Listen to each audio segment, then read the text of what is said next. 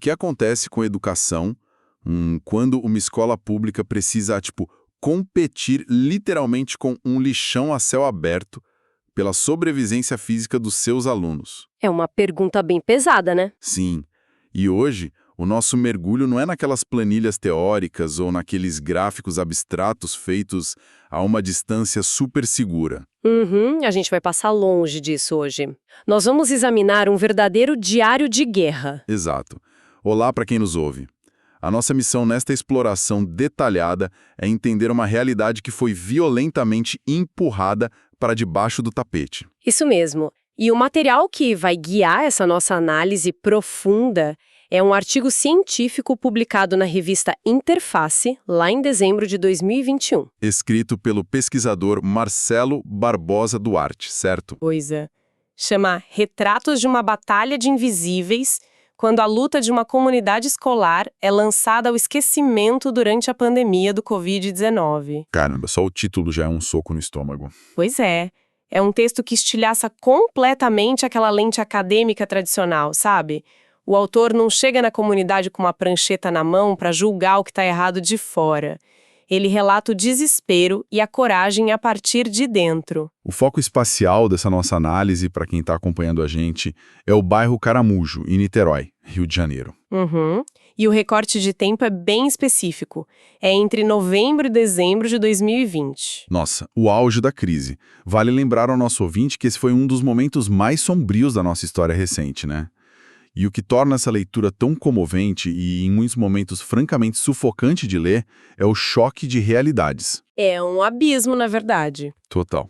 Porque, enquanto uma parte da sociedade estava lá descobrindo como fazer pão de fermentação natural em casa, romantizando o home office. Sim, aquela bolha, né? Exato. Havia uma outra parte lutando simplesmente para não morrer, seja de fome, de vírus ou de tiro. E essa dicotomia, ela é o coração do artigo. Mas assim, para a gente entender o peso real das constatações dessa pesquisa, a gente precisa olhar primeiro para o espelho do pesquisador. Sim, saber quem é o Marcelo Duarte muda tudo. Muda completamente, porque o que ele encontrou no bairro Caramujo em 2020 parecia o mesmo pesadelo da infância dele, sabe? Só que agora gravado por um vírus letal. A bagagem que ele traz para o texto não é puramente acadêmica, é visceral. Ok, vamos desempacotar isso. Porque, geralmente, a gente imagina um pesquisador acadêmico como alguém de jaleco, né? Observando os dados lá de longe, de um escritório. É o clichê clássico. Mas aqui, é como se o pesquisador estivesse lendo um diário da própria vida ao olhar para os alunos. Como essa bagagem visceral altera a lente da pesquisa acadêmica dele. Se conectarmos isso com um cenário maior, a gente percebe que o fato de ele ter sobrevivido ao que o Paulo Freire chamaria de marginalização absoluta permite que ele enxergue potenciais reais. Onde outras pessoas veriam apenas estatísticas criminais, ele enxerga gente. Nossa, e a trajetória dele é inacreditável. O texto traz um relato autobiográfico logo de cara que é estarrecedor. Ele conta que é filho de um pai analfabeto e aos 5 anos de idade ele viu a própria casa ser completamente soterrada durante um temporal. A família perdeu absolutamente tudo. É o grau zero da desassistência, né? E a memória que ele guarda desse dia, que ele coloca no artigo, é muito visual. Ele lembra de estar enrolado num cobertor, na casa de um vizinho, e ficar assistindo a uma boneca coberta de lama ser resgatada dos escombros. É de cortar o coração. E a espiral de tragédias só acelera a partir daí. O pai dele improvisa um barraco de tábuas, sem piso, sem saneamento básico nenhum, coloca a família toda lá dentro e, pura e simplesmente, vai embora. Abandona todo mundo. Sim. A mãe se vê desempregada e sozinha, com 3 crianças pequenas, num barraco. O que se desenrola a partir disso é um cenário de marginalização total. O pesquisador relata que a partir dos 8 anos de idade, ele passou a viver nas ruas. 8 anos? E a escola, que deveria ser um porto seguro para ele, virou um ambiente super hostil, né? Com certeza. Ele relata ter sofrido um bullying terrível justamente por causa da extrema pobreza dele. E isso acabou expulsando ele da sala de aula. Nas ruas, a sobrevivência impôs uma realidade brutal. O texto fala abertamente sobre o uso de drogas como cola, éter e também de furtos. E tem um detalhe que o autor coloca no texto que mexe muito comigo. Ele furtava não apenas para comer ou para ter roupas. Ele furtava para ter brinquedos. Caramba! Era uma criança tentando desesperadamente vivenciar alguma normalidade infantil, sabe?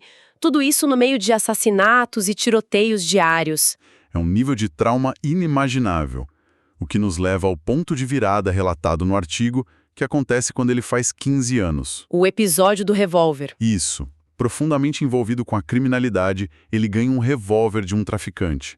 E o texto descreve que segurar aquela arma alucinou o menino. Ele sentiu poder pela primeira vez, né? Exato.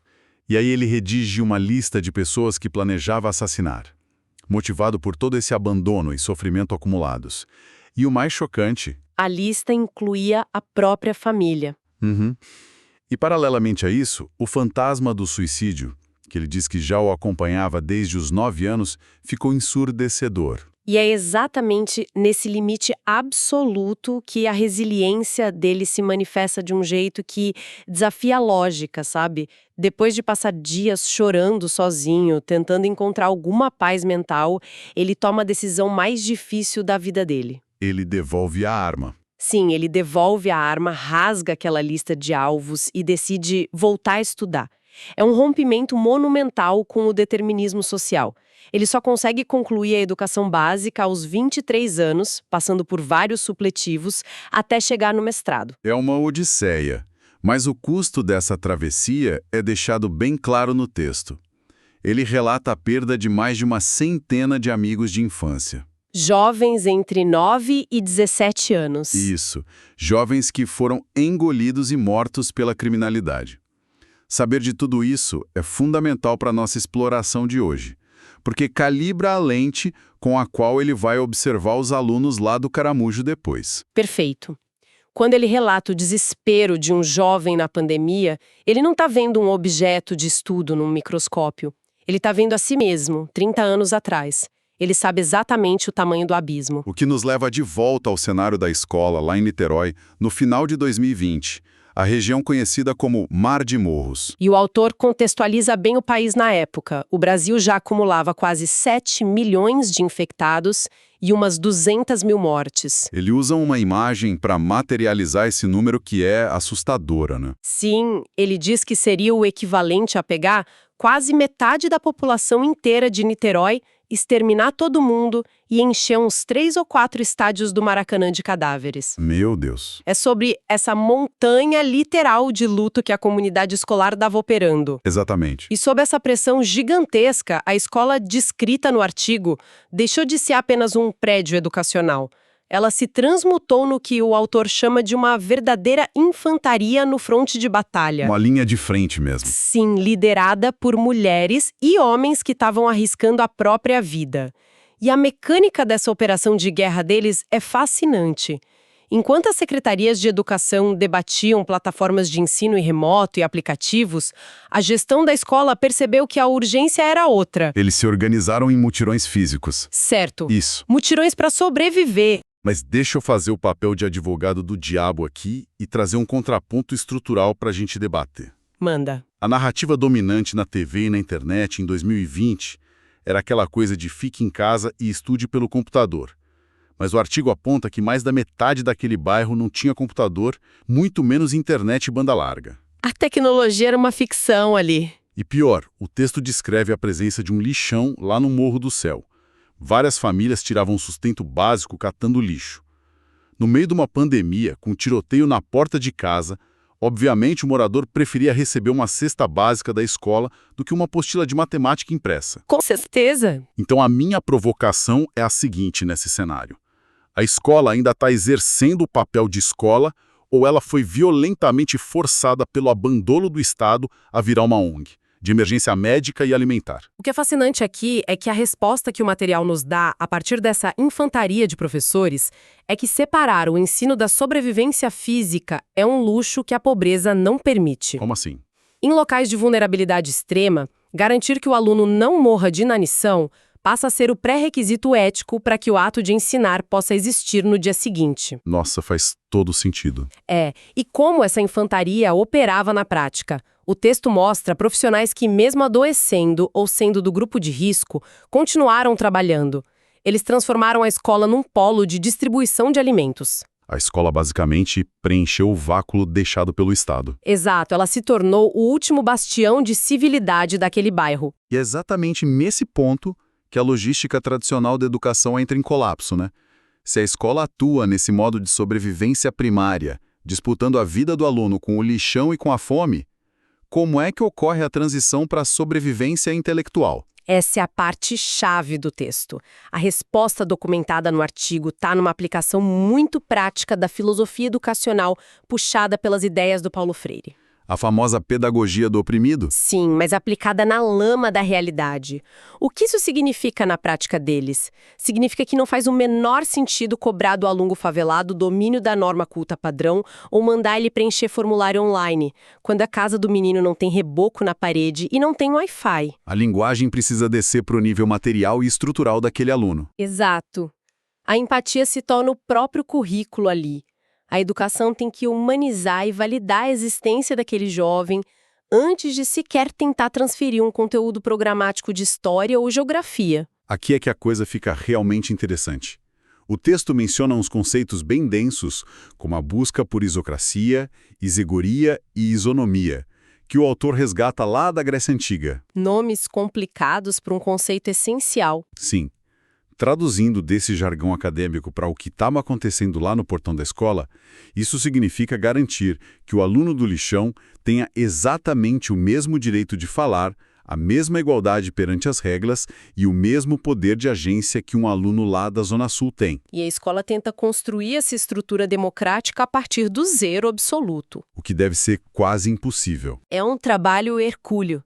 E para explicar o quão complexo é, o autor invoca dois gigantes da psicologia do desenvolvimento, que são o Piaget e o Wallon. E o que eles dizem no contexto do artigo? Bom, o Piaget fala sobre a necessidade de tirar o aluno da zona de conforto, sabe?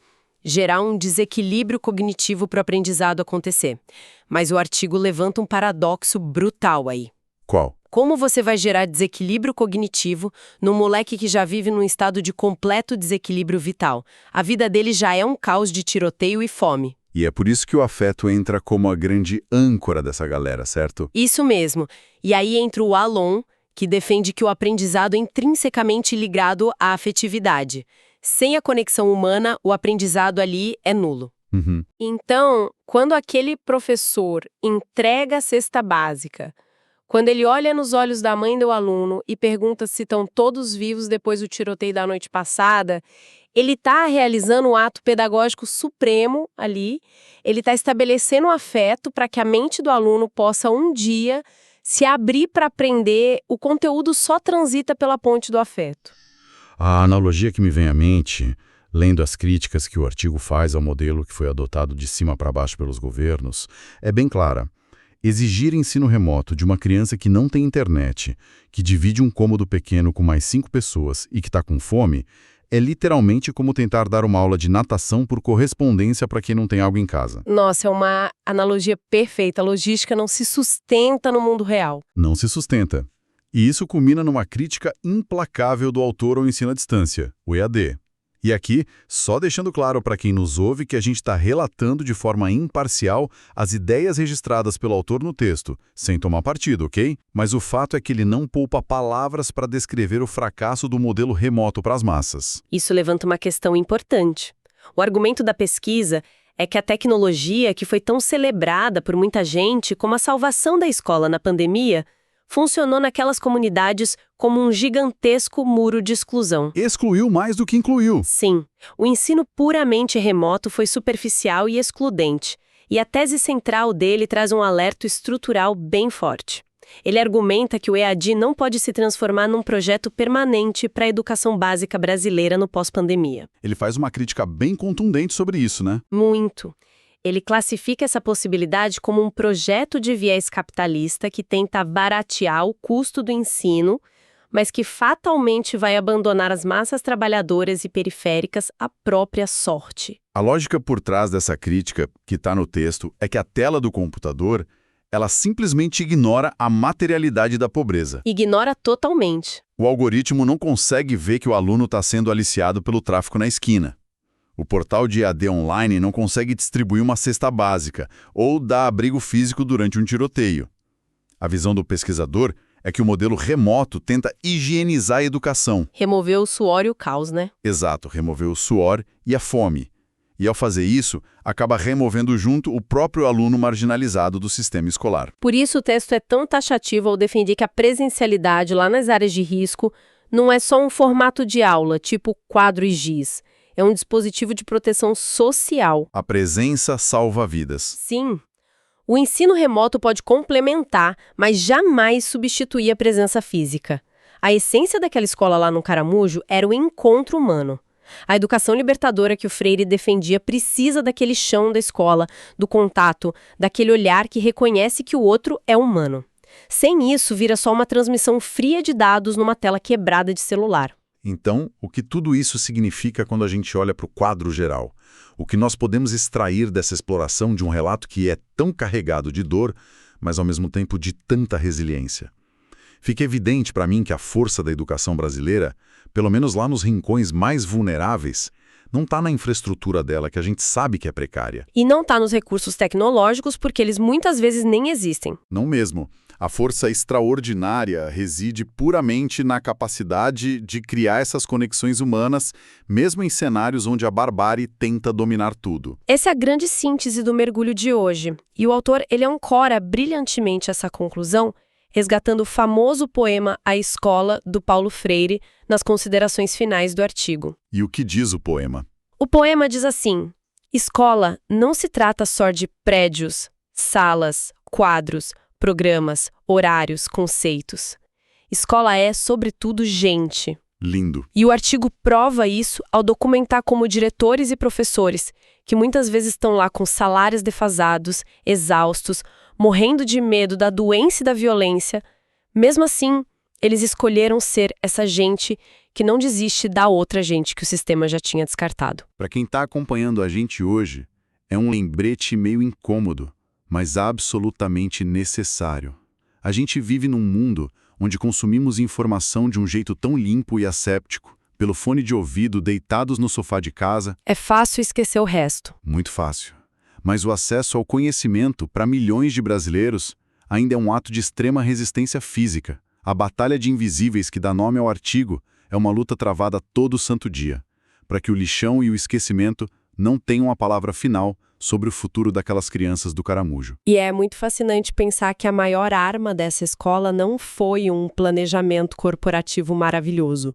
Foi a recusa teimosa em perder a empatia. Eles olharam para o caos absoluto em 2020 e responderam com afeto e pão. É a pedagogia do oprimido na veia, sabe? Provando que, enquanto houver alguém disposto a estender a mão na trincheira, a educação vai continuar existindo, mesmo no pior cenário possível. E isso nos deixa com um último pensamento profundamente provocativo, algo que eu queria plantar na cabeça de quem nos ouve hoje antes da gente terminar. Vá em frente. Pensem no nosso cenário atual de tecnologia. A gente está vendo governos e corporações investirem bilhões de dólares agora no desenvolvimento de inteligências artificiais generativas, avatares, sistemas super personalizados.